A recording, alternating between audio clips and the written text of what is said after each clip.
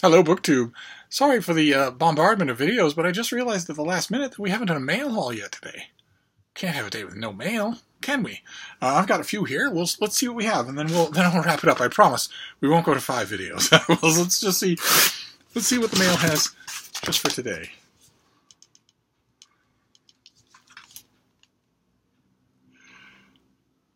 Okay, all right. Our first one is very strange. It is from the University of Chicago Press. It's a pretty thing. It's by Giorgio Agamben, and it's called Taste. And it comes out in December, so this is my first December book. Pub sheet doesn't have anything on it, though. It's translated by Cooper Francis, I assume, from the Italian. With Taste, the author takes a step into the history of philosophy, reaching into the very origins of aesthetics to critically recover the roots of a cardinal concept of Western culture. He is the rare writer whose ideas and works have a broad appeal across many fields, and with Taste, he turns his critical eye to the realm of Western art and aesthetics. The book was originally written in 1979. This essay illuminates a key category in his most recent writings, promising to engage not only the author's readers in philosophy, sociology, and literary criticism, but also his growing audience among art theorists and historians as well. Okay, so this author, one of Italy's foremost contemporary thinkers, I don't know him. This is terrible now, because apparently he's a big name with a large following, but I don't know him. I don't know this name at all. How fascinating. Okay, all right. Always nice to start a mail haul off with a genuine oddity. And so, let's see if we can keep that up. Oh, fantastic. Okay, great. This is the latest Penguin Classic. I love getting Penguin Classics in the mail, as who wouldn't. This is due in July, and it's a Penguin Classic that you will probably not have heard of, in a beautiful edition. This is The Life and Adventures of Joaquin Murrieta by John Rollin Ridge. Look at that cover. Isn't that awesome? Look at the face on that horse. And I don't know. Let's see here. This is the first novel to feature a Mexican-American hero based on a real-life bandit who inspired the creation of Zorro, the Lone Ranger, and Batman. And if I remember correctly, the author is an American Indian. Joaquin Murrieta was a gold rush-era Mexican immigrant who was thwarted in his pursuit of fortune and happiness by white settlers who murdered his family and drove him off his land. In The Life and Adventures of Joaquin Murrieta, the first novel written by a Native American and the first novel ever published in California, he organizes a band of 2,000 outlaws who murder and steal in their quest to reconquer California. First published in 1854, the novel speaks to the ways in which ethical questions of national security and radical and racialized police violence have long been a part of U.S. history. This edition features excerpts from popular rewritings of the novel, including Johnston McCulley's first novel about Zorro, The Curse of Capistrano. How fantastic! Okay, so this is this book that the cover copy doesn't have enough space to tell you. This book had an enormous life and was clasped to the reading bosoms of an enormous number of people. To have it as a Penguin Classic in a new translation, that is fantastic. That's just great. Fantastic. Okay. All right. We're off to a fine start. Let's see what we can do. A new Penguin Classic and an interesting Penguin Classic. Not that I don't love all my traditional Penguin Classics, but I love that in the last 10 years they've gotten really adventurous in what they do. Okay. Boy, these things are not known to me. Okay, so this comes out in late November.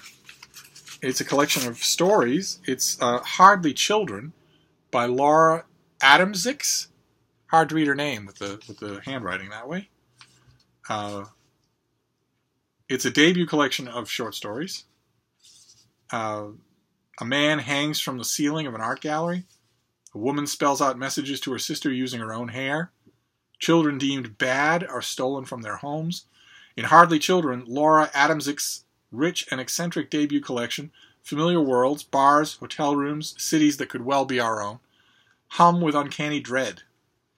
The characters in Hardly Children are keyed up on the verge, full of desire.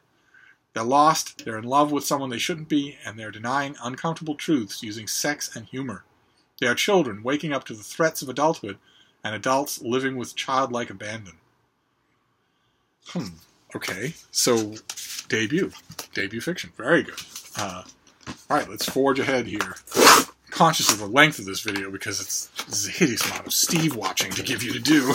So, let's see what this next one is.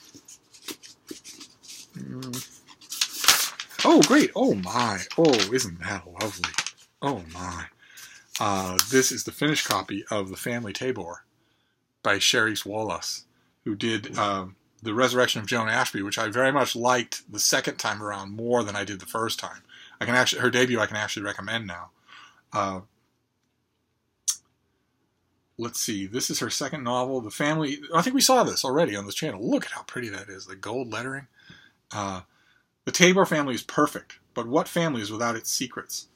Harry Tabor is about to be named Man of the Decade for a lifetime devoted to helping Jews resettle in America, and he's excited to celebrate the occasion with those he loves most, his stunningly brilliant wife, Roma, their 3 incredibly accomplished children, and his 2 precocious granddaughters. The weekend will be a wonderful recognition of a life well lived.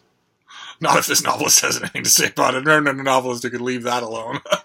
But on the day his family is set to arrive in Palm Springs, Harry is suddenly haunted by a long-buried secret, one that drove him to relocate his young family from Connecticut to the desert, one he's been keeping even from himself. Fantastic. Okay, all right.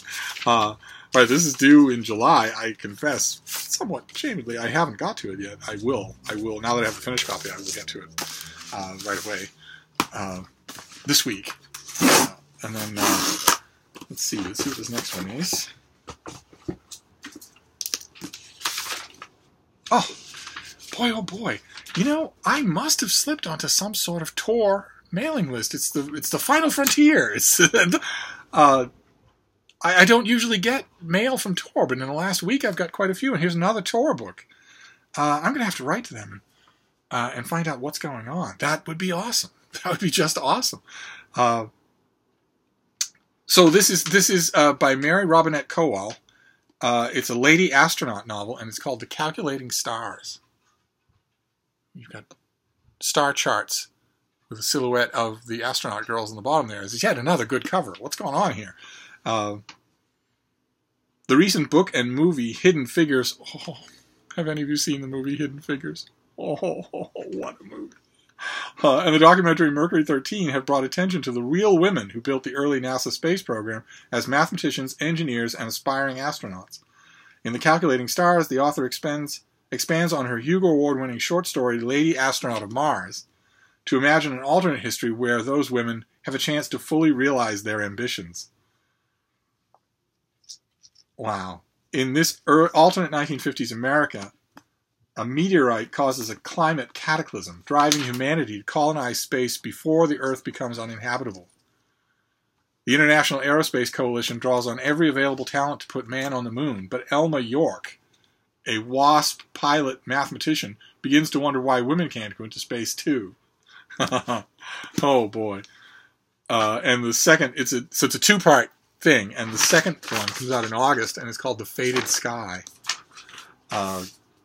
Great. Okay, so this is early July, and this is a paperback. So if that premise sounds interesting to you, you can actually go into your bookstore and buy this thing, because it won't be $35. It's a $20 paperback. Wow.